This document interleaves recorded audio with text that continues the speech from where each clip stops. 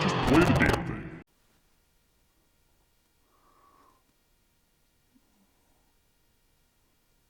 So I personally think that my audience's tastes are changing, and you know, your standard gear demos just don't seem to have the same popularity that they once did. At least my channel. I'm not talking about, you know, YouTube as a whole. Just my channel and what you guys want to see.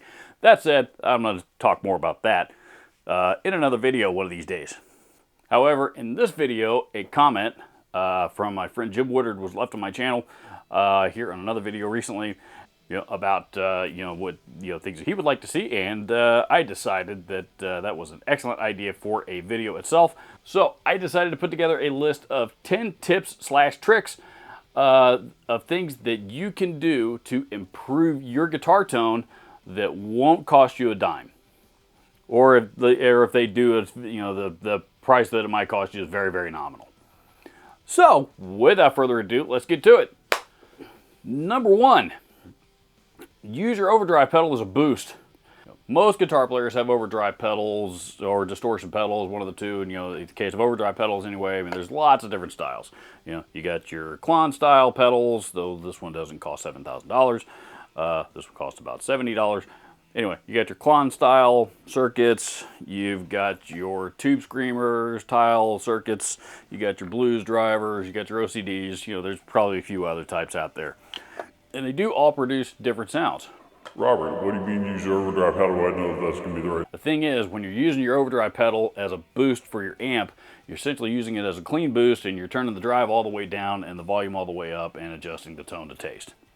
You know, that's typically how most people will run their overdrive pedals, as a boost into their already overdriven amplifier. In which case, when you're doing that, not really going to make much of a difference which one of these that you're using, because they're all going to sound really, really similar. So use whatever overdrive or distortion pedal that you have on hand. This will work with distortion pedals too. Use whatever overdrive or distortion pedal that you have on hand, and it's in this manner, and see how it changes the overall sound of your guitar tone. Number 2, sharpen the tips of your guitar picks. This seems to be pretty traditional for, you know, when guitar players are first starting out and first learning to play with a guitar pick, that they usually use a guitar pick that looks like this, in this shape, with the rounded tip. You know, pretty standard shape, probably the most popular style of guitar pick that's out there. It is, you know, still widely used by guitar players of all different skill types. And I used that shape of guitar pick for a long, long time, and then all of a sudden, one day, I stumbled across these picks right here. Not necessarily this gauge, but, you know, a pick that had a pointed tip on it. And I discovered that it drastically, you know, improved my playing style and my picking accuracy, particularly when it comes to solos. And you can either buy them this way, which will cost you about $5 or $6 for a package of picks in most cases. You know, you get half a dozen of them for, you know, for, like I said, about $5 or $6. You know, Dunlop also makes the Ultex Sharp series. They make the Tordex, and they make their popular Tordex series of guitar picks in a pointed variety. A lot of guys like the Jazz 3s, which are a smaller size version of these, that have a real sharp tip. I've recently discovered this brand called Pick Boy. These are their Edge. These are a carbon fiber or something or other. Guitar pick, not carbon fiber, but they're carbon inspired. But they also come with a sharp tip. This one's a little bit worn down because I've been playing with it. So you can either buy them that way, or you can take your standard Dunlop Tordex pick or whatever it is and hit it with some sandpaper and sharpen it up yourself. Do that and see what kind of a difference it makes for your guitar playing. You might be really surprised what you find. Number 3, change the gauge of your guitar strings. You know, and here I've got a pile of strings that I used fairly recently. These are Elixir 9-42s. Believe it or not, these are Ernie Ball. These are their Zippy Slinkies. They're 7s that they came out with fairly recently. There's a set of NYXL 10s. There's a set of String Joy 8s that I haven't tried yet, but I'm going to put these on a guitar here in the very, very near future. You know, I keep lots of different string gauges on hand. You know, and I do that. There's a number of reasons why. Some guitars I keep in lower tunings require heavier string gauge, and, you know, others I just, you know, I like a lighter string in general anyway, just because it's easier for me. I find them easier to play.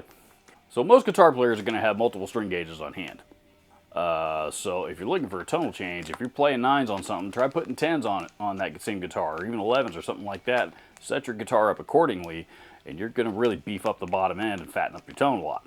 You know, the same is also true if you go the other direction. If you're playing 10s on your Strat and you want to tighten it up, switch to 8s or 9s or something, and you know that's going to tighten up the bottom end of your guitar tone. Rick Beato did a video on this here not too long ago that I'll link down in the description.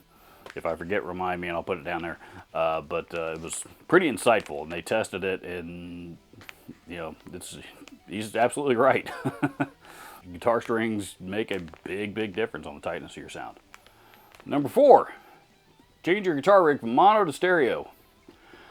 This is more in a studio setting, but you know, a lot of effects pedals, such as my trusty handy dandy Boss DD7. This is really common with delay pedals and reverb pedals and tremolo pedals and you know lots of other modulation pedals that will have a stereo output in them. This particular one also happens to have a stereo input, but the output is the important thing here, because now I can go out to 2 amps, to 2 different amps, and again in a stereo setting, if I set them up on either side of the room, you can get some really cool effects, because the delays will bounce back and forth between the 2 amps, and it creates a really neat effect. I'm not a big fan of doing this in a live situation, because even if you have amps set up on either side of the stage, you're not going to get that stereo ping pong effect unless you're right in the middle of the audience. And in most cases, because of that, most sound engineers are going to mix you mono anyway, so it's kind of a wasted effort. But in a stereo setting, if you're looking for a change to do something different, try experimenting with some stereo stuff. It could be a lot of fun. Number 5, run your dirt pedals into your amplifier's effects loop. You know, if your amplifier has an effects loop, and most amps nowadays do, particularly tube amps, instead of running it into your amp's input on the front end, run it into the effects return on the back end, essentially bypassing the amp's preamp section. You know, if you've seen the now infamous Ola England video where he does that with the Metal Zone and gets a totally different sound out of that pedal from what anybody had ever heard before. Fun fact, I actually posted a video on the exact same thing like a year before Ola did. That one's up here. Or here.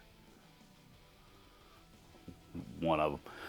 You do that, you're going to get a completely different sound out of this thing that you had no idea that it can do.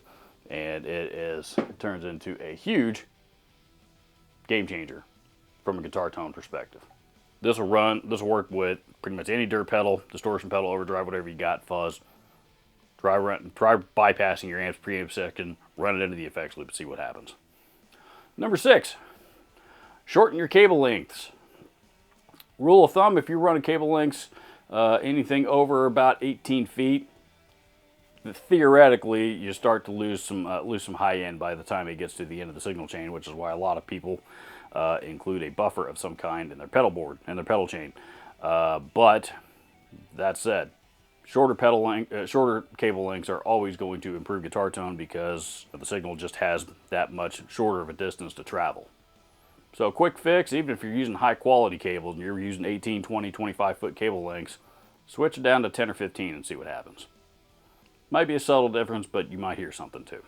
Number 7, adjust your guitar's pickup height. Every electric guitar on the planet should have this adjustment capability, but it'll have a screw on either side of the pickups. Single coil, P90s, humbuckers, whatever you got, and tightening or loosening those screws will raise or lower the pickup. Your general rule of thumb, most pickups should be about 1/8 of an inch away from the strings. These are actually, pickups on this guitar are actually a little bit farther. I like the way this one sounds. I'm not messing with it. But an adjustment of your pickup height closer to the strings is going to add more output, more gain, if you will, in a way, will obviously decrease the output.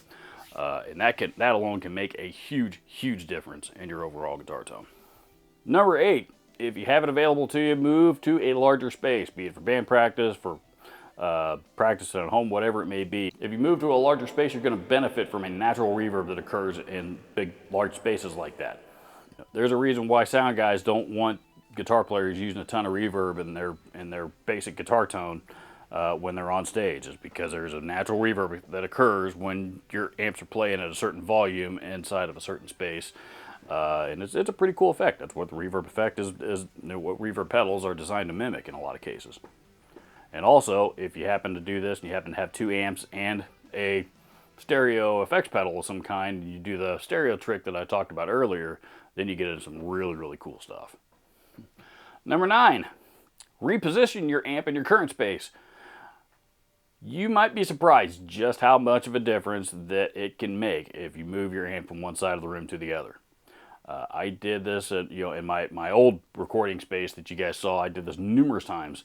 Some amps, the Big Marshall in particular, always sounded different, and depending on which corner of the room I was using it in, and it's just just a matter of the way that it's reflecting. The sound is reflecting and bouncing off different surfaces within the room, and that alone can make a difference.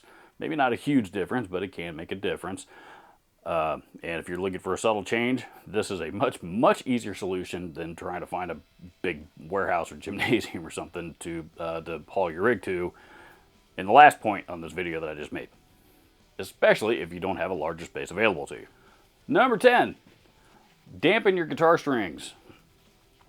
I did a video on these a few years ago, a while back, and the video did surprisingly really well. There's a brand called Groove Gear that makes these little string dampeners that you just wrap around your guitar neck, and whatever position on the fretboard that you might want it in, or a lot of people place it behind the nut, and it will eliminate some of the added string vibrations that occur just from naturally from you playing your guitar. Sometimes, if you do it long enough, you might not even notice it, but, there can be a big difference in resonant tone between this and this, just because a lot of that added vibration and resonance from different areas in your guitar, are being eliminated to a degree and not being processed out, not being what you're hearing processed out of the amplifier. Something else a lot of people will do is come up with a similar solution, even a polish cloth or something like that will work to put underneath the springs inside the back of the guitar if you happen to have a guitar equipped with a tremolo. And these are relatively inexpensive. These will probably cost you about 12 bucks-ish, 10, 12 bucks, depending on what size you buy. But you don't have to use one of these. Some people, will grab their wife's or their girlfriend's hair ties or their own hair ties, or, even something as simple as grabbing a sock from their sock drawer and cutting it up if they need to, and using that. There's any number of different things you can use to dampen your guitar strings in this particular manner. So that's it. That is 10 different suggestions for ways that you can change or improve or or just modify your guitar tone from what you're currently doing with it right now. While some of these admittedly do require you to maybe have some equipment on hand, it's generally things that are pretty common that most guitar players will have on hand. And if you happen to not have these things, in most cases, the cost is pretty nominal. So try these out. Comment down below, let me know your thoughts if you have had any luck with any of these techniques and how they have affected your guitar tone. I'd love to hear about it. Adios.